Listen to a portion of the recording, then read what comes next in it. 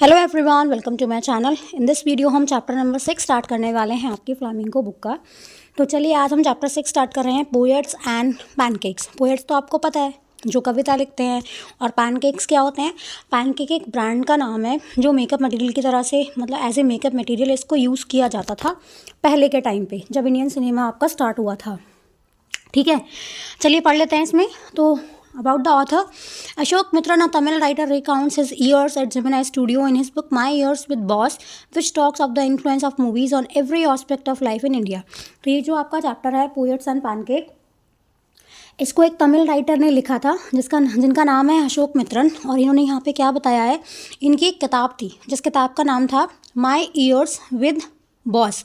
तो ये जो इनकी किताब है माई ईयर्स विद बॉस, उसमें से एक छोटा सा एक्सर्प्ट जो है वो इन्होंने यहाँ पे पोएट्स और पैनकेक्स के नाम से यहाँ पे दिया हुआ है। ठीक है, तो इन्होंने और क्या बताया यहाँ पे कि जो जेमिनी स्टूडियो है आपकी, ये मद्रास में यानी कि अब चेन्नई में है आपकी, और इसको सेटअप किया गया था 1940 में। और ये बहुत ज़्यादा, मतलब ये एक ऐसी ऑर्गेनाइजेशन थी जिसका बहुत ज़्यादा इन्फ्लुएंस था काफ़ी सारे लोगों पे। जो लोग इंडियन सिनेमा में काम करते थे उनके लिए तो काफ़ी इंपॉर्टेंट हुआ ये वाला पार्ट। आप यहाँ पे जो अशोक मित्रन थे, इसके फाउंडर थे एस वसन। और यहाँ पे जो अशोक मित्रन थे, इनकी ड्यूटी क्या थी जेमिनी स्टूडियो में, कि इनको न्यूज़पेपर की जो क्लिपिंग्स है, न्यूज़पेपर में जो कॉलम्स वगैरह आते हैं, जो इंपॉर्टेंट बातें रहती होंगी इनकी ज़रूरत की, या इनको जिन चीज़ की नीड होगी उसकी कटिंग्स करते थे और एक फ़ाइल में इनको लगाना पड़ता था।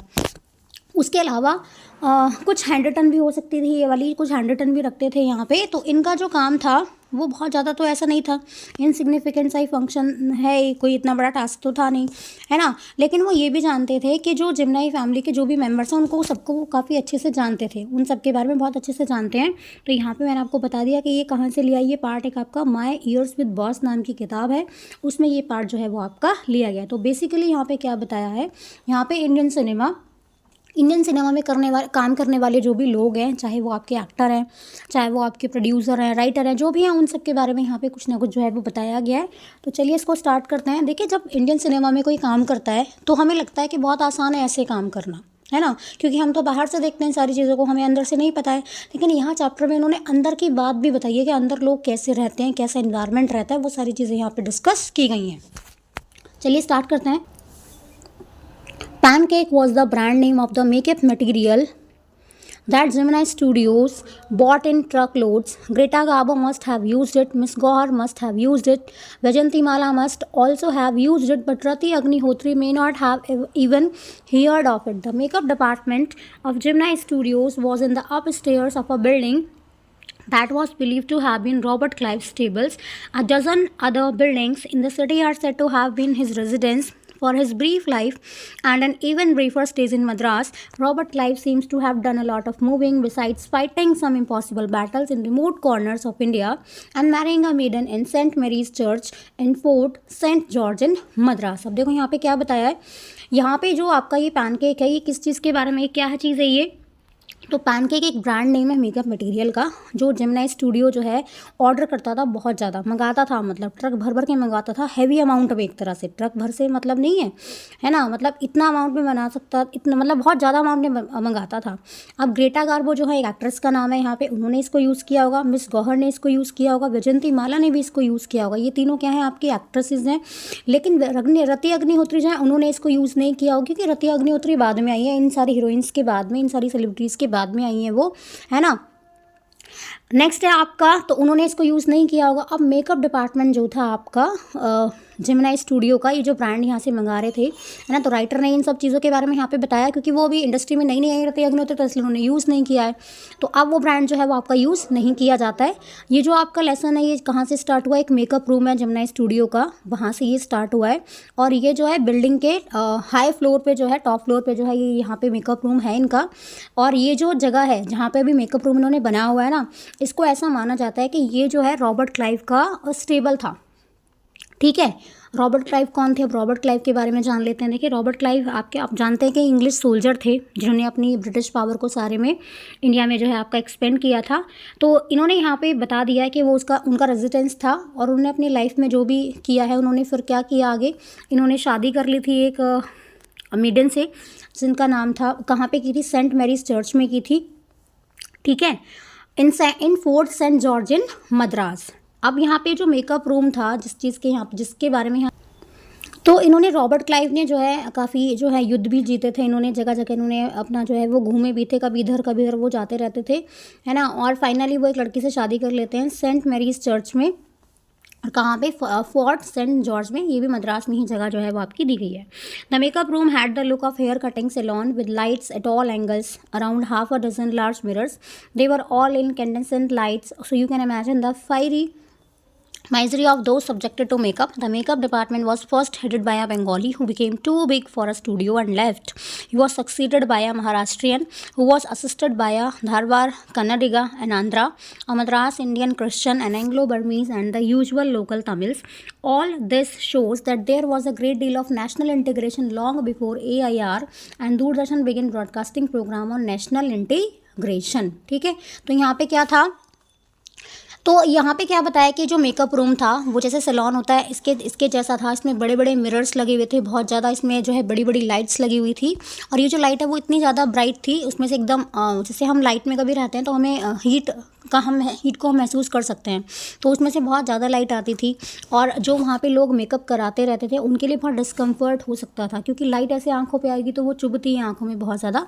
स्टार्टिंग में वहाँ पे एक बंगाली थे जो हेड थे इस मेकअप स्टूडियो के, लेकिन फाइनली अब मेकअप स्टूडियो जो है वो और ज़्यादा बड़ा हो गया है ना, और प्रोग्रेस हो गई उसमें बहुत ज़्यादा, तो वो चले गए वहाँ से, क्योंकि जो ये बंगाली यहाँ पे जो मेकअप हेड के डिपार्टमेंट थे इन्होंने कहीं और ज्वाइन कर लिया ताकि इनको अच्छी अपॉर्चुनिटीज़ मिल जाएं। उसके बाद वहाँ पे एक महाराष्ट्रियन आ गए थे जिनके साथ में इनके असिस्टेंट थे, एक आंध्रा के रहने वाले थे, एक मद्रास इंडियन क्रिश्चियन थे वहाँ पे, एंग्लो बर्मीज़ थे, और जो कुछ जो है लोकल तमिल्स जो है वहाँ पे इनके साथ में काम करते थे।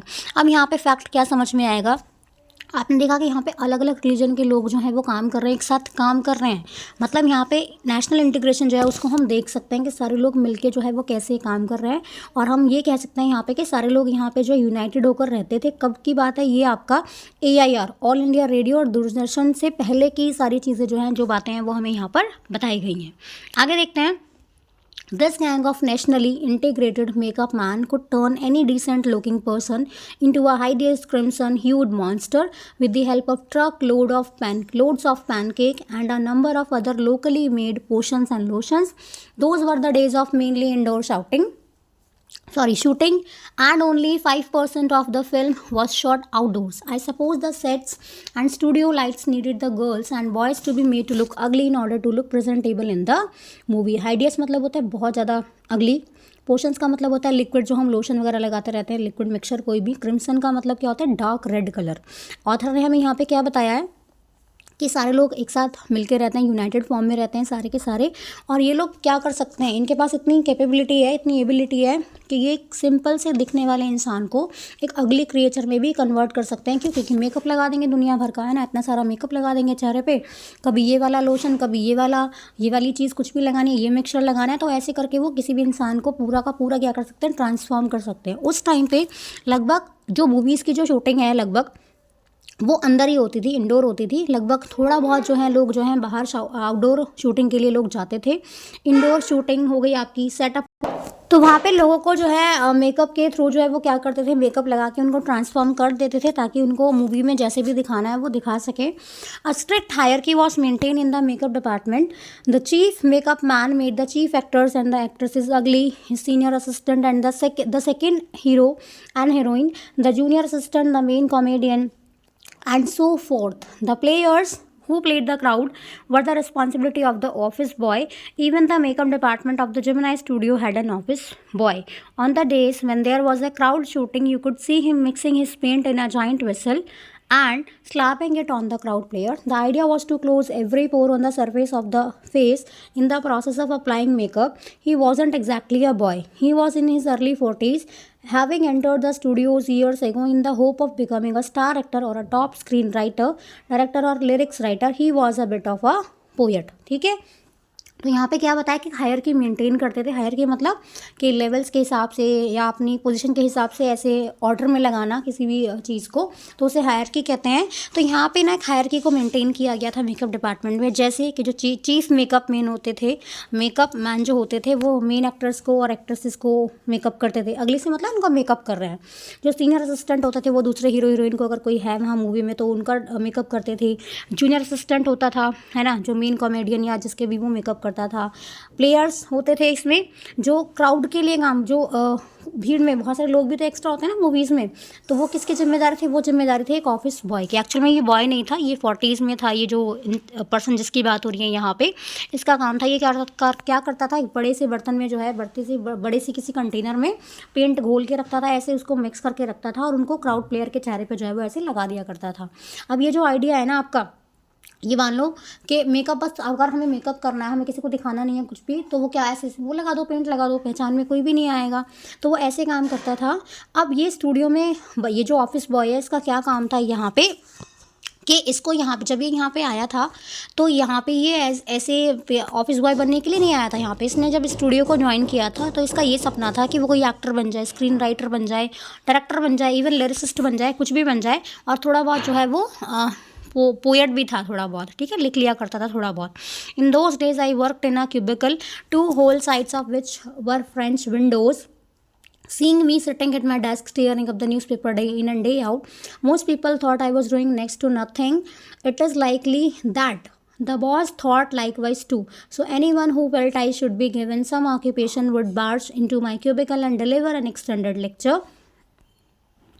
आगे देखो यहाँ पे lecture. The boy in the makeup department had decided I should be enlightened on how great literary talent was being allowed to go waste in a department fit only for barbers and perverts. Soon I was praying for crowd shooting all the time. Nothing short of it could save me from his epics. अब यहाँ पे देखो क्या दिया है यहाँ पे French window क्या है आपकी, और डोर, जैसे डोर होता है ना ऐसे ही होता है ये भी, है ना, और बहुत शाइन करता है ये, और ऐसे लगता है जैसे विंडो का ही काम कर रहा है आपके लिए, ऐसे अटैच होता है ये किसी बालकनी में या किसी गार्डन के यहाँ पे हम इसको लगा सकते हैं बड़ा सा।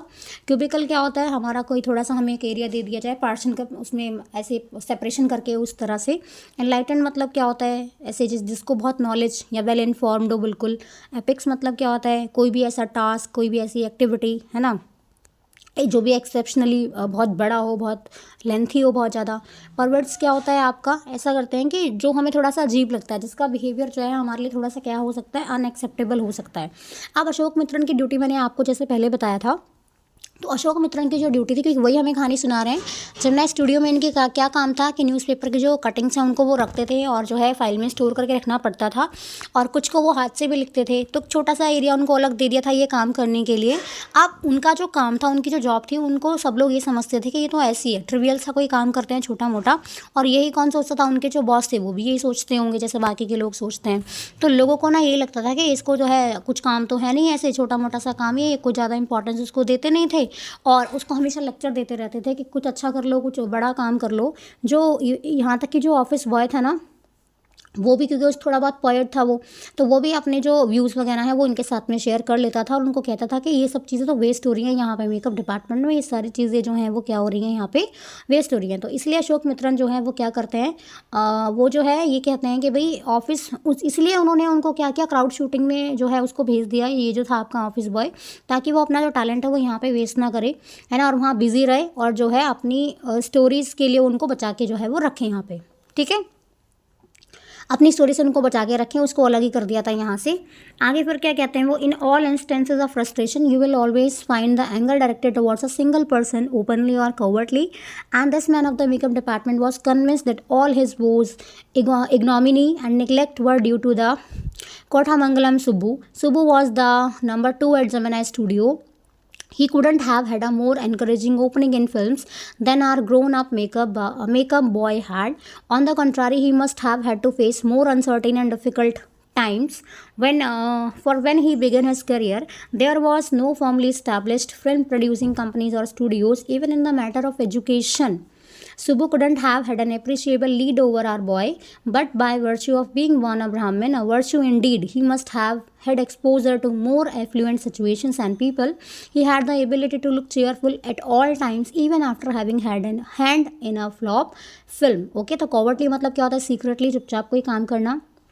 एफ्लुएंट मतलब क्या होता है, बहुत समृद्ध, बहुत वेल्दी. और इग्नोमनी का मतलब क्या होता है, ऐसे डिसग्रेस के लिए यूज़ कर सकते हैं. वोज मतलब क्या होता है, हमारे जो दुख हैं, जो डिसअपॉइंटमेंट्स हैं हमारे. वर्च्यू मतलब क्या है, यहाँ पे गुड लक आप कह सकते हैं. कंट्रारी मतलब इसका उल्टा, बिल्कुल इसका ऑपोजिट. अब देखो, हैविंग अ हैंड का मतलब क्या है, किसी चीज़ में इन्वॉल्वमेंट होना. जो ये बच्चा था, जो बॉय जिसके बारे में बात है, बच्चा तो नहीं है एक्चुअल में, 40s में ही है. तो मेकअप डिपार्टमेंट में जो बॉय था वो कन्विंस था काफ़ी ज़्यादा, क्योंकि उसके पास बहुत सारे रीज़न थे, है ना, कि ये जो सारी इसकी दुख का जो सारा रीज़न है ना, वो कौन है, वो थे यहाँ पे सुब्बू नाम के पर्सन, है ना, कोटमंगलम सुब्बू. अब सुब्बू था कौन एक्चुअल में, ये यहाँ का बॉस था, है ना. इसके पास प्रिविलेज था, इसको विशेष अधिकार था यहाँ पे कि जो है इसको यहाँ पे ओपनिंग मिली यहाँ फिल्म वगैरह में. जो मेकअप बॉय था उसको नहीं मिला है. बॉस नहीं है यहाँ पे, कोई एक्टर ही है शायद ये, हाँ एक्टर ही है. तो ये जो मेकअप बॉय था इसको अपॉर्चुनिटी नहीं मिली, लेकिन जो सुब्बू है उसको उसको अपॉर्चुनिटी मिल जाती है, जबकि वो लेस एजुकेटेड रहता है. लेकिन इस लाइन में जो है वो स्टार्टिंग में ही उसने एंट्री कर ली, ठीक है. ऊपर से क्या था, वो ब्राह्मण था, है ना, जिसकी वजह से जो है उसने इसको और आसानी मिल गई यहाँ पे जो है एंट्री करने के लिए. अब वो बहुत ही चेयरफुल मैन था, है ना, और हमेशा अपना चेहरा जो है वो बिल्कुल हैप्पी रखता था, कभी कुछ नहीं. इवन अगर उसकी कोई फिल्म फ्लॉप भी हो गई है ना, तो भी जो है वो ज़्यादा कुछ ऐसा जो है दिखाता. तो ये जो कोटमंगलम सुब्बू है ना, ये एक्टर्स और आपका डायरेक्टर, है ना, ये सब काम करता था यहाँ पे, बॉस नहीं था मतलब. ओके, फिर देखो क्या क्या बताया यहाँ पे आगे उन्होंने. He always had work for somebody. He could never do things on his own, but his sense of loyalty made him identify himself with his principal completely and turn his entire creativity to his principal's advantage. He was tailor-made for film. Here was a man who could be inspired when commanded. The rat fights the tigress underwater and kills her, but takes pity on the cubs and tend them lovingly. I don't know how to do the scene, the producer would say, and Subbu would come out with 4 ways of the rat pouring affection on its victim of spring. Good, but I am not sure it is effective enough. The producer would say, and in a minute Subbu would come out with 14 more alternatives. Okay. तो सुब्बू जो है बहुत ही important person था वैसे तो, ठीक है, और उसके पास सबके लिए कोई ना कोई काम रहता था. वो चीज़ों को करने में मतलब बहुत अच्छा नहीं था, लेकिन फिर भी जो है काम वो कर दिया करता था, क्योंकि वो बहुत लॉयल था, है ना. और इसी से उसी की इंपॉर्टेंस जो थी वो बहुत ज़्यादा थी वहाँ पे. तो वो अपनी क्रिएटिविटी के लिए जाना जाता था. सारे लोगों को ये पता था, वो जानते थे, उनको लगता था कि वो परफेक्ट है इस प्रोफेशन में, जिसके लिए उसको यहाँ पर रखा हुआ है ना, पोएट के लिए या कुछ चीज़ बताने के लिए, वो बिल्कुल सही रखा हुआ है यहाँ पर. और अगर उसको कोई सीन बताना है किसी चीज़ के लिए, अगर उसको कोई परफॉर्मेंस करानी है या कुछ भी बताना है, तो वो उस चीज़ के बहुत सारे ऑप्शन जो है सबके सामने रख देता था. जैसे मान लो डायरेक्टर ने उसको कहा कि एक सीन हमें जो है सेट करना है, जिसमें एक जो रैट है वो एक टाइग्रेस को मार रहा है ना, अंडर वाटर, लेकिन वो उसके कब्स का भी ध्यान रख रहा है, क्योंकि जो उसके बच्चे हैं उनके साथ तो सिंपैथी वो रख रहा है यहाँ पे. तो सुब्बू जो है वो ऐसे बहुत सारे ऑल्टरनेटिव जो है वो लेकर आ जाता था, जिसकी वजह से वो सीन जो है बिल्कुल अच्छे से कंप्लीट हो जाता था. मतलब बहुत सारे ऑप्शन उसके पास अवेलेबल यहाँ पे रहते थे. नेक्स्ट है, film making must have been and was so easy with a man like Subbu around, and if there was a man who gave direction and definition to Gemini Studios during its golden year, it was Subbu. Subbu had a separate identity as a poet, and though he was certainly capable of more complex and higher forms, he deliberately chose to address his poetry to the masses. His success in films overshadowed and dwarfed his literary achievements, or so his critics felt. He composed several truly original story poems in folk, refrain, and diction, and also wrote a sprawling novel, Thilana Mohanamal, with dozens of very deftly etched characters. He quite successfully recreated the mood and manner of the Devdasis of the early 20th century. अब यहाँ पे देखो क्या बताया है कि film making के बारे में यहाँ पे चीज़ क्या बताई है. डेलिबरेटली मतलब होता है अपनी इच्छा से, एकदम जानबूझ के, पर्पसली. तो सुब्बू जो है वो बहुत ही एक्सट्रीमली रिसोर्सफुल और बहुत ही क्रिएटिव पर्सन रहा है यहाँ पे. और फिल्म मेकिंग जो है वो बहुत आसान कर दी उसने लोगों के लिए. वो अकेला था जिसने जेमिनी स्टूडियो को एक अलग पहचान जो है वो यहाँ पे दी. और उसके बाद क्योंकि वो पोएम में भी बहुत अच्छा था, है ना, he was good at poetry. तो और वो क्या काम करता था, उसको पोइट्री की वजह से भी लोग यहाँ पे जानते थे. फिर भी जो है वो क्या करता था, अपनी पोएट्स को जो है, अपनी जो पोएम्स हैं उनको जो है वो सबको ऐसे रिसाइट करता था सबके सामने। उसके जो क्रिटिक्स हैं उनकी भी यही ओपिनियन थी। यहाँ पे क्रिटिक्स कौन होता है? क्रिटिक्स होते हैं कि जो हमारे काम को ऐसे जज करते हैं कि हमने कैसा काम किया है, अच्छा किया है या कैसा काम किया है, उसको जज करने वाले लोगों को बोला जाता है। तो उसकी जो पर्टिकुलर स्किल्स थी वो क्या काम करती थी? वो ओवरशैडो करती थी उसकी फिल्म मेकिंग स्किल्स को। ओवरशैडो का मतलब है कि वो ज़्यादा अच्छी थी। उसने बहुत सारी फोक स्टोरी पोएम जो हैं वो भी कंपोज की थी, और एक इनफेमस नावल भी था थिलाना मोहनमल, जिसमें उसने बहुत ही ब्यूटीफुल तरीके से जो है अपने कैरेक्टर्स को यहाँ पे बताया है। और क्या है उसने और क्या क्रिएट किया है? देखो उसने यहाँ पे उसने जो देवदासीज होते थे, देवदासीज होती थी, उनके जो मैनर है उनको भी यहाँ पे बताया है जो 20th सेंचुरी में था। देवदासीज कौन होते हैं? साउथ इंडिया में क्या आप ये मान लीजिए कि साउथ इंडिया में क्या, वैसे तो ये है जो जैसे आपका कोई मंदिर है या कोई भी आपका टेम्पल है, तो वहाँ पे अगर कोई पूजा करता है, बहुत ध्यान रखता है, किसी देवी देवता की कोई पूजा करता है, तो उनकी सर्विस में कोई लग जाता है ना, बिल्कुल, तो वो अगर कोई लड़की अपने आप को पूरा डेडिकेट करती है भगवान की पूजा के लिए, तो ये जो सिस्टम था इसी को देवदासी जो है वो आपका उन लड़कियों को कहा जाता था आपका देवदासीज। ठीक है, आगे देखो। ही वॉज अमेजिंग, एक second. He was an amazing actor. He never aspired to the lead roles, but whatever subsidiary role he played in any of the films, he performed better than the supposed main player. He had a genuine love for anyone he came across, and his house was a permanent residence for dozens of near and far relations and acquaintances. It seemed against Subbu's nature to be even conscious that he was feeding and supporting so many of them. Such a charitable and improvident man, and yet he had enemies. Was it because he seemed so close and intimate with the boss, or was it his general demeanor that resembled a sycophant's, or his readiness to say nice things about everything? In any case, there was this man in the makeup department who would wish the direst things for Subbu. अब यहाँ पे lead मतलब main हो गया है, genuine मतलब true हो गया है, इम्प्रोविडेंट मतलब ऐसा कोई भी पर्सन जो अपने पैसों का ध्यान नहीं रखता है। ध्यान इन द सेंस कि ऐसे ही खर्च कर लेगा कि कहाँ मुझे खर्च करने हैं, कुछ भी नहीं ऐसे ही सोचता है, बस ऐसे ही खर्च करने से मतलब है। डिमीनियर का मतलब है कि मैनर यहाँ पे। साइकोफेंट का मतलब क्या है कि ऐसा इंसान जो बहुत ज़्यादा ओबीडियंट हो, हद से ज़्यादा ओबीडियंट हो, ठीक है, एडवांटेज लेने के लिए किसी चीज़ का। डायरेक्ट मतलब क्या होता है? टेरेबल। अब ये जो क्वालिटीज़ थी सुब्बू में, जो भी क्वालिटीज़ यहाँ पे बताएंगे, वो एक अच्छा पोएट था, ठीक है, और अच्छा एक्टर भी था। तो अब यहाँ पे ये वो और जो रोल यहाँ पे बताया गया है वो ये बताया गया है कि वो क्या करता था कि वो जो मेन एक्टर होते थे ना मूवीज़ वगैरह में, उनसे भी अच्छा जो है वो रोल प्ले करता था उस टाइम पे, इसीलिए।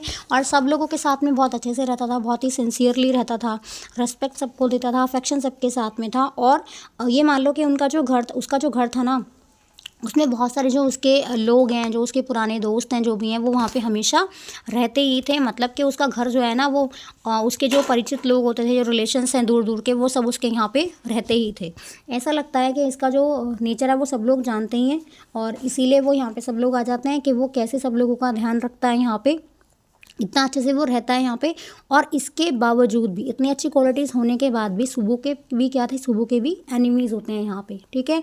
वो श्योर नहीं था कि इसका रीज़न क्या है यहाँ पे, कि जो सुब्बू का बिहेवियर है वो तो इतना ठीक ठाक है, लेकिन फिर भी लोग जो हैं वो इसके जो है वो इसके भी एनिमीज़ हैं, है ना। तो वो कहता है यहाँ पे कि शायद ये ऐसा हो सकता है, अनुमान लगाता है कि शायद इसका रीज़न ये है क्योंकि वो बॉस के बहुत ज़्यादा क्लोज़ है। सुब्बू जो है वो बॉस के बहुत ज़्यादा क्लोज़ है, इसीलिए उसके एनिमीज़ हैं यहाँ पे। या फिर इसका ये रीज़न हो सकता था कि वो सबके बारे में अच्छा ही बोलता था, सबके लिए अच्छा ही था उसका नेचर। तो मे भी ऐसा हो सकता है कि शायद इसी की वजह से उसके काफ़ी सारे एनिमीज़ जो है वो यहाँ पर थे, ठीक है। अब ये जो बॉय था ना, ये क्या सोचता था, ये इसके बारे में सोचता था टेरिबल थिंग्स कि सुब्बू, क्योंकि उसको रोल नहीं मिला, सुब्बू को मिल गया, है ना। या सुब्बू को सब तारीफ़ भी करते थे, उसको पसंद भी करते थे, ऐसा नहीं है, लेकिन एनिमीज़ भी थे उसके यहाँ पे, तो उसको इसीलिए ख़राब लगता है थोड़ा सा सुब्बू के लिए, ठीक है। You saw Subbu always with the boss, but in the attendance roles, he was grouped under a department called the story department, comprising a lawyer and an assembly of writers and poets. The lawyer was also officially known as the legal advisor, but everybody referred to him as the opposite, an extremely talented actress who was also extremely temperamental, once blew over on the sets while everyone stood stunned. The lawyer quietly switched on the recording equipment.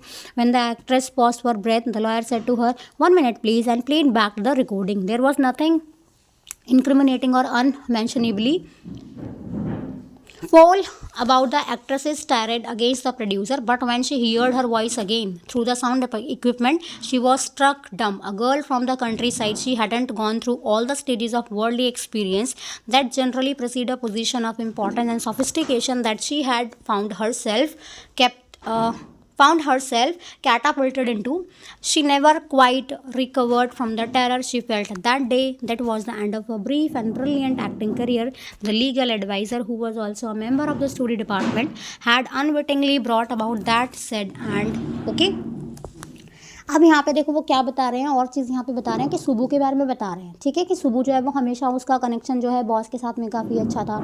तो सुबू जो है उसको हमेशा देख सकते थे boss के साथ में ऑफिशियली तरीके से जैसे वो रहता होगा, लेकिन जो है वो एक स्टोरी डिपार्टमेंट में भी तो काम करता है ना, क्योंकि वो लिखता भी था। ये जो डिपार्टमेंट था इसके अंदर पोएट्स, राइटर्स, लॉयर वगैरह सब इन्वॉल्व थे यहाँ पे, और जनरली उसको एज ए लीगल एडवाइज़र के तौर पे यहाँ पे जानते थे, क्योंकि लोग जो हैं उसको उल्टा इसका बुलाते थे, हमेशा उसके ऑपोजिट ही बुलाते थे। ऐसा क्यों था कि वहाँ एक बार एक एक्ट्रेस थी जो अपना जो है बहुत थोड़ा टेंट्रम्स वगैरह अपने दिखा रही थी वहाँ पे, ठीक है, और चली गई ऐसे छोड़ के सेट को जो है बिल्कुल। तो वहाँ पे वो गया और चुपचाप जाके उसने जो है रिकॉर्डिंग इक्विपमेंट जो था उसको ऑन कर दिया। जैसे उसको नहीं समझ में आया होगा, लड़की को, एक्ट्रेस को कुछ नहीं आया होगा, उसने क्या, वो गुस्से में वहाँ से चली गई है, ठीक है। तो वो गया वहाँ पे सीक्रेटली, उसने जो रिकॉर्डिंग जो भी उन्होंने किया था उसको ऑन कर दिया, उसको प्ले किया उसने, और जब एक्ट्रेस जो है सुनती है वहाँ पे, है ना, वो अपनी आवाज़ को, तो बहुत ज़्यादा वो शॉक्ड हो जाती है, क्योंकि यहाँ पे इस प्रोड्यूसर के अगेंस्ट में इतनी ऑफेंसिव चीज़ यहाँ पे हुई है ना, लेकिन उसकी जो टोन थी बिल्कुल, उसका जो वॉल्यूम था, उसके जो टेंट्रम्स वो दिखा रही थी, उसमें वो सारे के सारे ट्रॉमा में कन्वर्ट हो जाते हैं, जो बहुत हार्ड था उसके लिए रिकवर करना यहाँ पे। और यहाँ पे क्या हुआ, यहाँ पे उसके जो करियर था जो भी उसका इसमें फिल्म इंडस्ट्री में जो भी उसका करियर था वो क्या हो चुका था, अब एंड की तरफ जो है वो बढ़ गया था। लेकिन ब्रिलियंट एक्टिंग करियर था उसका, बट वो क्या हुआ, वो तो ख़राब कर दिया ना। और तो इसके लिए कौन रिस्पॉन्सिबल था, जो लीगल एडवाइज़र था वही इस चीज़ के लिए रिस्पॉन्सिबल था, यानी कि सुबू को यहाँ पर रिस्पॉन्सिबल जो है वो बताया जा रहा है उसके करियर को ख़राब करने के लिए, ठीक है। आगे देखो, while every other member of the department wore a kind of uniform khadi dhoti with a slightly oversized and clumsily tailored white khadi shirt. अब यहाँ पे उनकी अपनी जो है वो अलग यूनिफॉर्म दे रखी थी यहाँ पे, कि जो दूसरे मेंबर हैं डिपार्टमेंट के उनको एक तरह का यूनिफॉर्म पहनना था, खादी धोती और एक हल्की सी जो है ओवरसाइज्ड, और उनको एक वाइट खादी शर्ट पहननी होती थी, ठीक है। जबकि जो लीगल एडवाइज़र है वो पैंट पहनता था, एक टाई पहनता था, कभी कभी कोट भी पहन लेता था, है ना। आगे देखो फिर और पढ़ते हैं यहाँ पे, कोट ऑफ मेल भी यहाँ पे लिखा हुआ है। तो कोट ऑफ मेल का मतलब क्या होता है, ऐसा गारमेंट, है ना, जो जिसमें मेटल रिंग्स वगैरह काफ़ी सारे लगे हुए हों, काफ़ी हमें ऐसा लगे कि हमें प्रोटेक्शन दे रही है बहुत ज़्यादा, इस तरह से। नेक्स्ट है आपका often he looked alone and helpless, a man of cold logic in a crowd of dreamer, a neutral man in an assembly of Gandhis and Khadidis.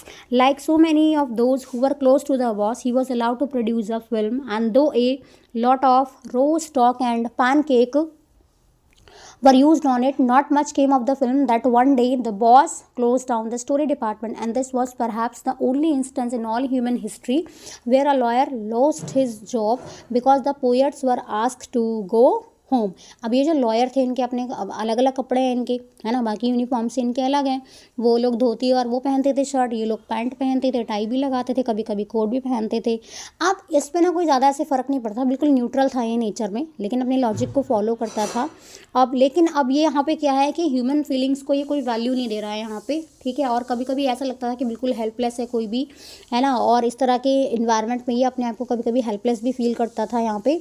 अब नैरेटर जो है वो उसको क्या कहते हैं, वो उसको कहते हैं कि भाई ये बिल्कुल न्यूट्रल है, इस पर कोई असर नहीं होने वाला है, क्योंकि वो डिफरेंट था बिल्कुल बाकी के लोगों से, बॉस के बहुत ज़्यादा पास है। तो जैसा ट्रेंड चलता रहता है कि भाई अगर बॉस के साथ में है तो कुछ चीज़ें उसने सीख ली होंगी ना, तो उसने क्या काम किया, उसने अपनी फिल्म जो है खुद की प्रोड्यूस करना उसको अलाउ हो गया इस चीज़ के लिए। बहुत ज़्यादा अच्छा काम तो नहीं किया, है ना। मेकअप प्रोडक्ट जो हैं, पैनकेक जो हैं, वो यहाँ पे यूज़ किए गए जब उसने ये काम करना स्टार्ट किया। धीरे धीरे वहाँ पे फिर क्या हुआ, ठीक है, तो बहुत सारा जो पैनकेक वगैरह है वो यूज़ किया गया इसमें। अब एक दिन बॉस ने क्या किया, बॉस ने स्टोरी डिपार्टमेंट बंद कर दिया, और जिसकी वजह से यहाँ पे क्या हुआ, पहली बार ऐसा हुआ ह्यूमन हिस्ट्री में कि जो लॉयर हैं उन सब की भी जॉब चली गई। किन की वजह से, पोएट्स की वजह से। क्यों, क्योंकि पोएट्स को कह दिया गया कि आप लोग घर चले जाइए। तो जब पोएट्स आएंगे तो वहाँ पर तो लॉयर भी काम करते थे, तो लॉयर को भी बोल दिया गया कि आप भी अपने घर चले जाइए, उनकी जॉब भी जो है वो चली जाती है। Gemini studios was the favourite haunt of the poet like SDS Yogiyar, Sangu Subramanyam, Krishna Sastri and Harindranath Chattopadhyay. It had an excellent mass which supplied good coffee at all times of the day, night. Those were the days when Congress rule, mean prohibition and meeting over a cup of coffee was rather satisfying entertainment. Barring the office boys and a couple of clerks, everybody else at the studios radiated leisure and a prerequisite eye for poetry. Most of them wore khadi and worshipped Gandhiji, but beyond that, they had not the faintest appreciation for political thought of any kind. Naturally, they were all averse to the term communism. A communist was a godless man. He had no filial, no or conjugal love. He had no compunction about killing his own parents or his children. He was always out to cause and spread unrest and violence among innocent and ignorant people. Such notions will prevail everywhere else in South India. At that time also naturally floated about vaguely among the khadi-clad poets of Gemini Studios. Evidence of it was soon forthcoming. अब देखो यहाँ पे बहुत सारी चीज़ें बताई गई हैं इसमें.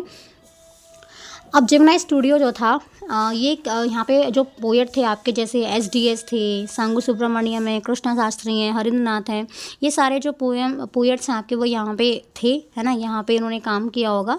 अब यहाँ पे क्या था कि यहाँ पे ये जो स्टूडियो के अंदर जो भी सब चीज़ें थी वो थी तो बहुत अच्छी, ठीक है, कि अच्छी कॉफ़ी पीनी है, हमेशा मिल सकती थी कॉफ़ी. उस टाइम पे जो कांग्रेस था, वो कांग्रेस जो थी आपकी पार्टी वो रूल कर रही थी यहाँ पे, लेकिन उनके कुछ रेस्ट्रिक्शंस वगैरह भी यहाँ पे रहे होंगे. तो वहाँ पे लोग क्या करते थे भाई, उनके लिए जो कॉफ़ी है ना, कि अपने फ्रेंड्स के साथ में कॉफ़ी पी लो, वही उनके लिए एंटरटेनमेंट का बहुत बड़ा सोर्स था. यहाँ पे जो ऑफिस बॉयज़ हैं, दूसरे क्लर्क हैं स्टूडियो वगैरह में, वो भी अपना फ्री टाइम एंजॉय कर सकते थे, ठीक है. जो थोड़ा बहुत ज़रूरी है ना, अगर पोइट्री बनानी है, कुछ लिखना है तो क्या करना पड़ेगा, थोड़ा टाइम तो देना पड़ेगा उस चीज़ के लिए.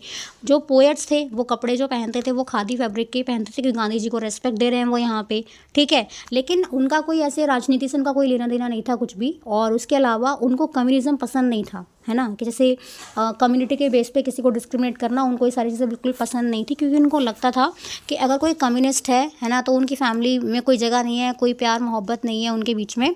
तो और वो क्या करते, वो उनको मारने में या उनको कुछ उल्टा सीधा कहने में बिल्कुल हेजिटेट नहीं करता था. वहाँ पे वो रहता था हमेशा वायलेंस क्रिएट करने के लिए. जो इनोसेंट लोग हैं या जो इग्नोरेंट लोग हैं, जिनको अभी कोई ज़्यादा नॉलेज ऐसी है नहीं, तो ये जो थॉट था आपका यहाँ, ठीक है. मीनिंग मैं आपको बता देती हूँ. अवर्स का मतलब है बहुत स्ट्रॉन्ग डिसलाइक. वेगली का मतलब है कि जो सर्टेन नहीं है, क्लियर नहीं है बिल्कुल भी. फोर्थकमिंग आने वाला जो भी कोई भी चीज़ है. कॉन्जुगल का मतलब क्या होता है, मैरिज से रिलेटेड. फीलियल का मतलब क्या होता है कि हमारे सन या डॉटर से, किसी के भी सन या डॉटर से रिलेट करता हुआ, ठीक है, फीलियल मतलब. और यहाँ पे कौन सा है आपका डिवर्ट कम्युनिज्म, मैंने आपको बता दिया. तो यहाँ पे जो है ये जो सारे के सारे लोग हैं वो ऐसे कपड़े पहनते थे, ये सारी चीज़, ठीक है. आगे देखते हैं यहाँ पे. When Frank Buchman Moral Rearmament Army, some 200 strong, visited Madras sometime in 1952, they could not have found a warmer host in India than the Gemini Studios. Someone called the group an international circus. They weren't very good at on the trips, and their acquaintance with animal was only at the dinner table.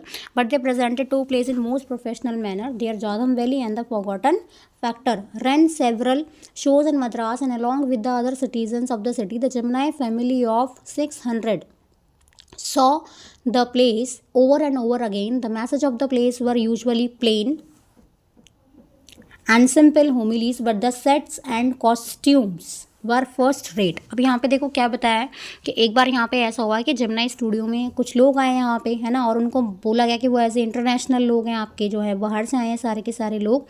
तो अब यहाँ पे जब ये लोग यहाँ पे आ गए हैं, ठीक है, एक सेकेंड, ये वाला पैरा हमारा छूट गया क्या, नहीं यही है. तो जेमिनाई स्टूडियो में एक बहुत ही इंपॉर्टेंट बात थी. यहाँ पे क्या था कि यहाँ पे हॉस्पिटैलिटी बहुत अच्छी होती थी. कोई आ जाएगा तो उसको बहुत अच्छे से रखते थे, है ना, अच्छे से उसका ध्यान रखते थे यहाँ पे. तो यहाँ पे जो है फ्रैंक बकमैन जो है आपकी मॉरल रीआर्ममेंट आर्मी जो है यहाँ पे आई, और 200 लोग के आसपास थे. इसमें मद्रास की बात है ये, जिसका नाम अब चेन्नई है आपका. 1952 की बात है ये. तो यहाँ पे उनको बोल दिया कि वो इंटरनेशनल सर्कस से यहाँ पे आए हैं, और वो अच्छे नहीं थे अपने काम में बहुत ज़्यादा वैसे तो, बट फिर भी जो है क्योंकि वो अपना काम एनिमल्स वगैरह के साथ में इस तरह से आए होंगे. डिनर टेबल पे बैठ गए आके, उन्होंने जो है नॉन वेजिटेरियन खाना जो है वो खाया, है ना. और उसके अलावा उन्होंने एनिमल्स के साथ में कोई ऐसा इंट्रैक्शन नहीं किया, कुछ भी ऐसा जैसे सर्कस में किया जाता है कुछ भी. उन्होंने 2 प्ले वहाँ पे किए, और बहुत प्रोफिशिएंसी के साथ में वो प्ले उन्होंने अपने कंप्लीट किए. वहाँ पे उनको अप्रिसिएशन भी मिला वहाँ पे. और ये जो जेमिनाई स्टूडियो के जो मेंबर्स थे या मद्रास में जो भी अलग अलग जगह पे जहाँ उन्होंने परफॉर्मेंस दिया अपना, सब लोगों ने उसको बार बार देखा. यहाँ पे जो वो मैसेज कन्वे करना चाहते थे, जो भी उसकी पूरी सेटिंग की गई थी इन्होंने अपने प्ले की वो बहुत अच्छे से की गई थी कि लोगों को उसका जो मैसेज है वो ठीक ठाक थोड़ा समझ में आ रहा था, बहुत ज़्यादा कॉम्प्लेक्स नहीं था। लेकिन उनके जो कॉस्ट्यूम वगैरह थे, जो उनका सेट था वो बहुत ज़्यादा अच्छा नहीं था, ठीक है, परफेक्शन के थोड़ा थोड़ा पास ही था, है ना, मतलब ठीक था, काम चल गया उनका। अभी जो तमिल थे उन्होंने क्या किया, उन्होंने जो है अपना जो एक प्ले था उन्होंने यहाँ पे जो है वो भी, तो यहाँ पे जो प्ले है ना आपके, ये वही है आपके जोधम वैली है आपका एक प्ले, और एक आपका फॉरगॉटन फैक्टर है यहाँ पे। तो उन्होंने बार बार जो है उसको देखा। जिम्नाई फैमिली जो थी का लगभग 600 पीपल्स की, जो लोग वहाँ पीपल जो वहाँ रहते थे, उन्होंने सबने इसको देखा। मैसेज बिल्कुल सिंपल था, सबको समझ में आ गया, लेकिन जो सेट और कॉस्ट्यूम थे वो बिल्कुल फर्स्ट रेटेड थे, पर बिल्कुल एकदम अच्छी क्वालिटी के थे, मतलब ओके।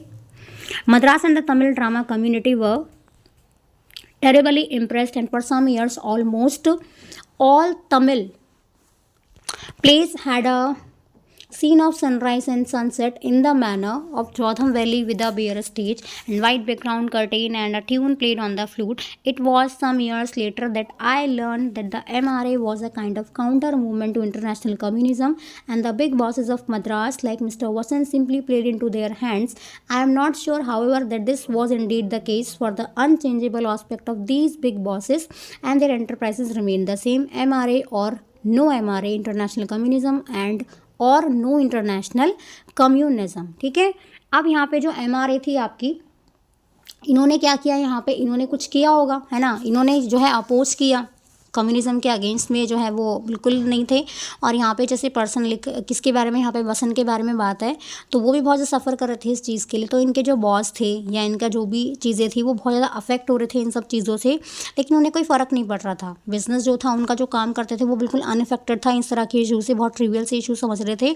अब ऑडियंस ही नहीं, लेकिन जो स्टाफ भी था जिम्नाई स्टूडियो का, वो भी बहुत अच्छे से अपना टाइम स्पेंड कर रहे थे। लगभग 200 जो है 200 पीपल जो है वहाँ पे काम करते थे, अलग अलग नेशनलिटी से, 20 अलग अलग नेशनलिटी से, मतलब अलग अलग रिलीजन के लोग हैं, अलग अलग कल्चर के लोग हैं वहाँ पे। और उनके नॉर्मल रूटीन से काफ़ी अलग था ये सारी चीज़ें जो भी यहाँ पे थी। यहाँ पे जो लोग हैं अलग अलग ग्रुप के, वो वेट करते थे यहाँ पे कि कैसे वो काम करेंगे, है ना। और मेकअप, क्योंकि मेकअप करके तो वो सारा काम करते थे ना, यहाँ पे तो ऑफिस बॉय का ही काम था कि वो कैसे काम करेगा। तो वो अपने बड़े से वेसल में जो है पेंट करता था, और सबके जो लोग जितने जिनका भी उसको मेकअप करना हो, उन सबके गालों पे जो है वो अपना पेंट जो है वो लगा दिया करता था यहाँ पे, ठीक है।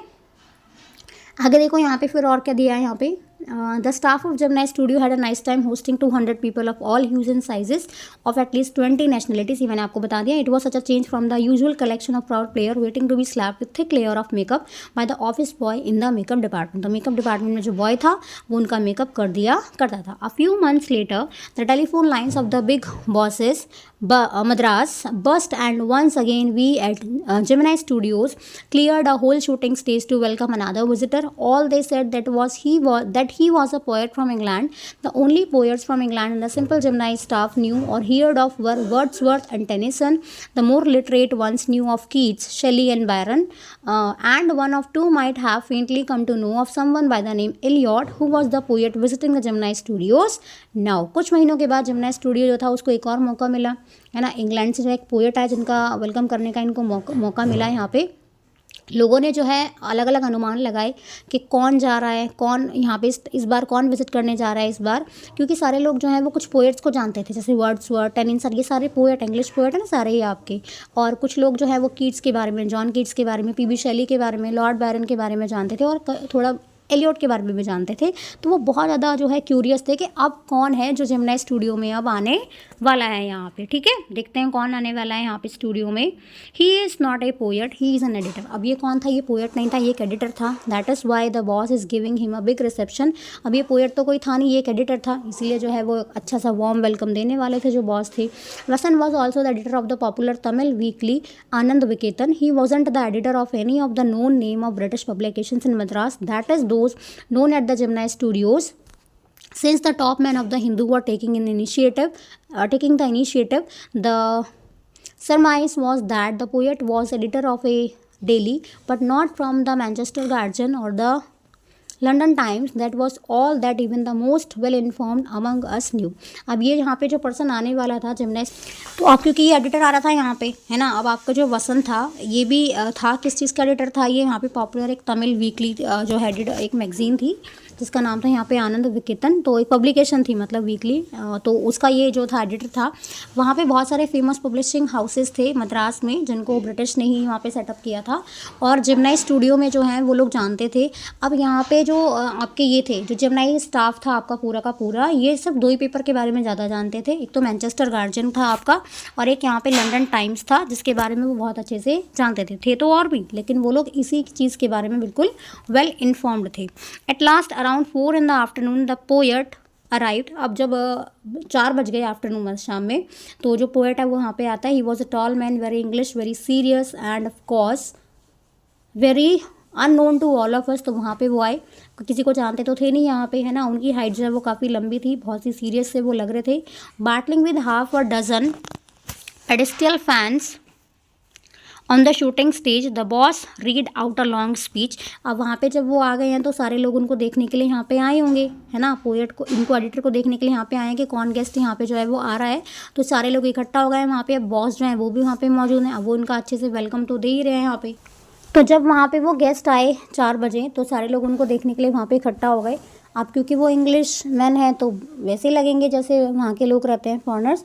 बॉस ने वेलकम किया उनका, एक स्पीच अपनी तैयार करी। अब स्पीच जो है उसमें क्या लिखा था, उसमें स्पीच में जो भी बातें थी वो सब उन्होंने उनके बारे में लिखी, बिल्कुल एविडेंट थी इस फैक्ट के बारे में, वो जानते थे उनके बारे में, है ना। और उस स्पीच से पता लग रहा था कि वो जो हैं, जो बॉस हैं, वो उनके बारे में, एडिटर के बारे में बहुत ज़्यादा जानते नहीं हैं, बहुत ज़्यादा उनके बारे में उनको ऐसे कुछ पता नहीं है।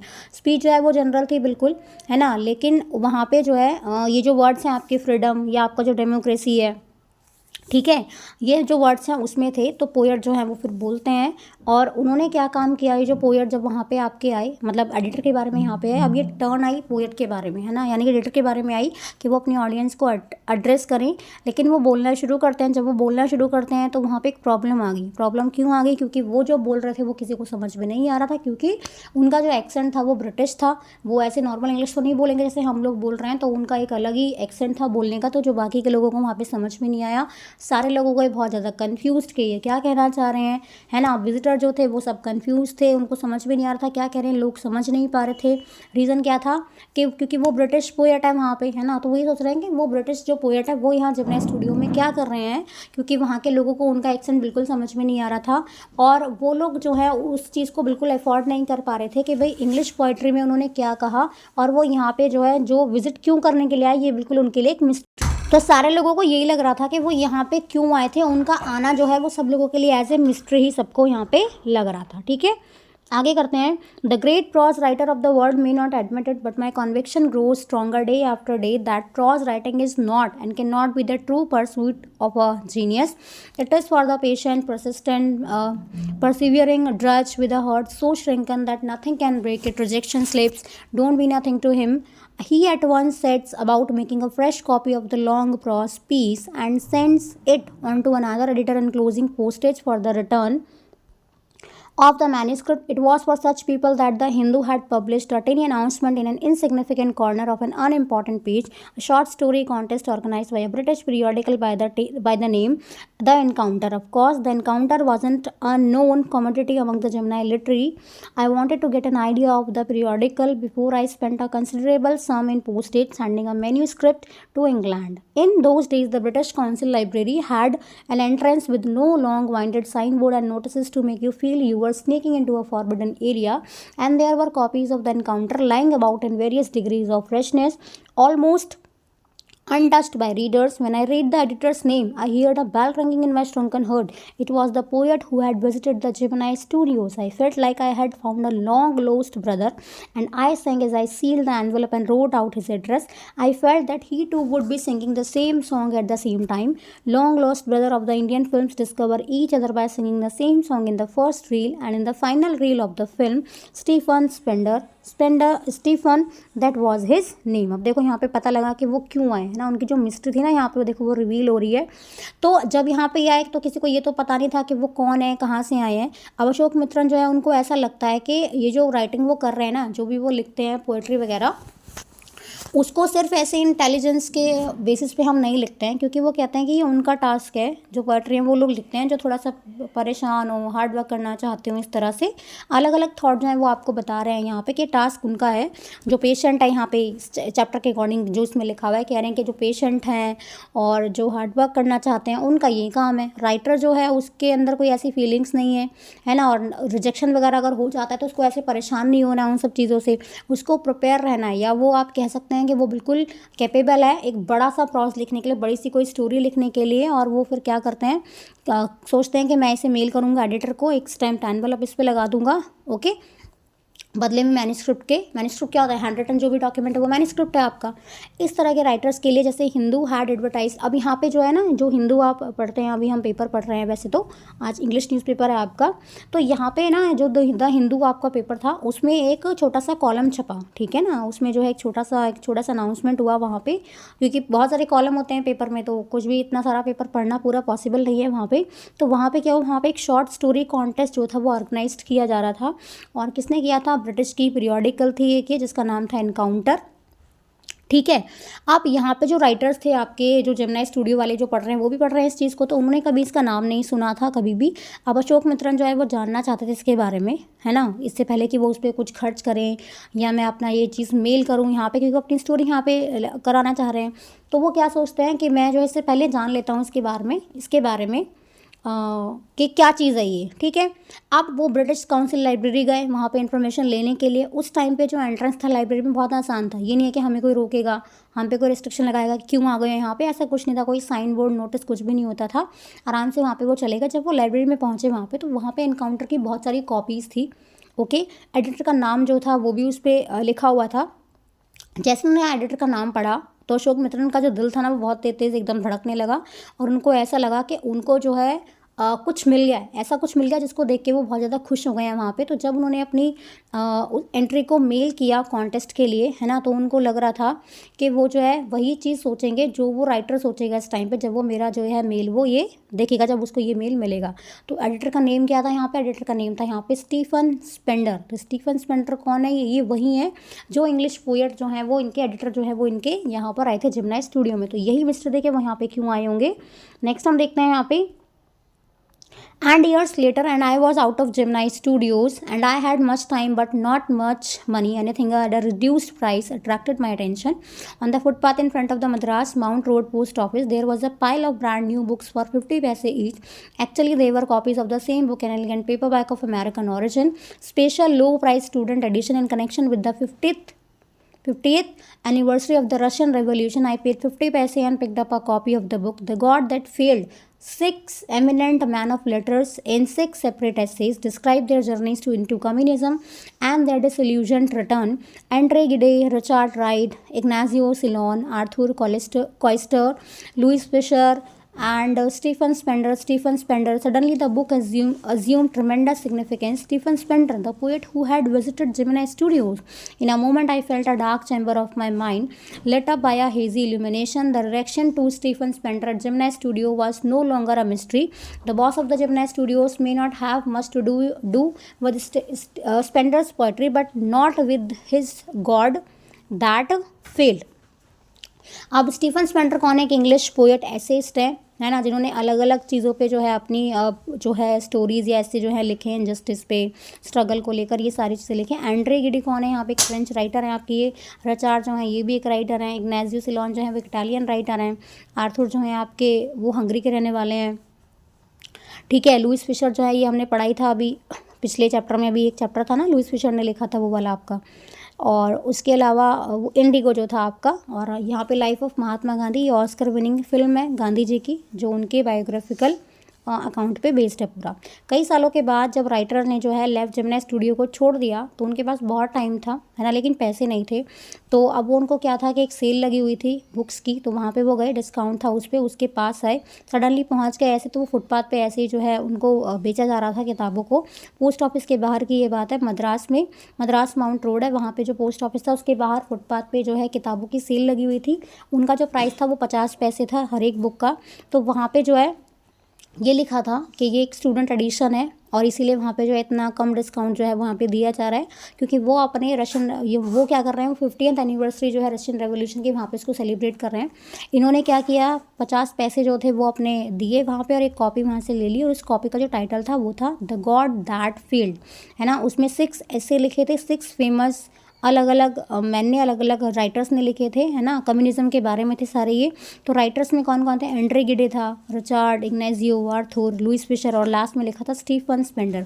जैसे राइटर ने स्टीफन का नाम पढ़ा तो वो किताब उसके लिए और ज़्यादा और इम्पॉर्टेंट हो गई, क्योंकि ये वही थे आपके एडिटर जो है या पोएट आपके वही थे जो नए स्टूडियो में आए थे। उनको उनके बारे में अच्छे से वो याद कर लेते हैं, उनको याद आ जाता है ना। और नेम जो है वो उनको सुना सुना लगता है। तो अशोक मित्रन जो है वो क्या सोचते हैं कि जो बॉस थे जब नए स्टूडियो में, है ना, उनको ये नहीं पता था कि जो स्पेंडर्स हैं वो पोइट्री वगैरह भी लिखते होंगे, उनके बारे में जो है वो फैमिलियर वगैरह थे या फिर आपके नहीं थे। ठीक है, एक सेकेंड। तो यहाँ पे हमारा चैप्टर जो है ये फिनिश हो जाता है, और इसका मैं एक बार फिर, ठीक है। तो यहाँ पे जो उनकी आने की मिस्ट्री थी वो बिल्कुल ख़त्म हो जाती है। उनको समझ में आ जाता है कि ये वही पोएट हैं जो उनके स्टूडियो में एक बार आए थे यहाँ पे, जबकि कि कोई उनसे कनेक्ट नहीं कर पा रहा था, क्योंकि उनकी जो एक्सेंट है वो किसी को समझ में ही नहीं आ रही थी, है ना। लेकिन जब वो यहाँ पे उनकी बुक्स देखते हैं, उनका नाम देखते हैं, तो वो समझ जाते हैं कि नाम थोड़ा फैमिलियर लग रहा है। तब उनको समझ में आता है कि कौन है, ये वही पर्सन है जो उनकी स्टूडियो में एक बार आए थे। तो यहाँ पर हमारा चैप्टर ख़त्म हो जाता है। मिलते हैं अगले वीडियो में। Thank you.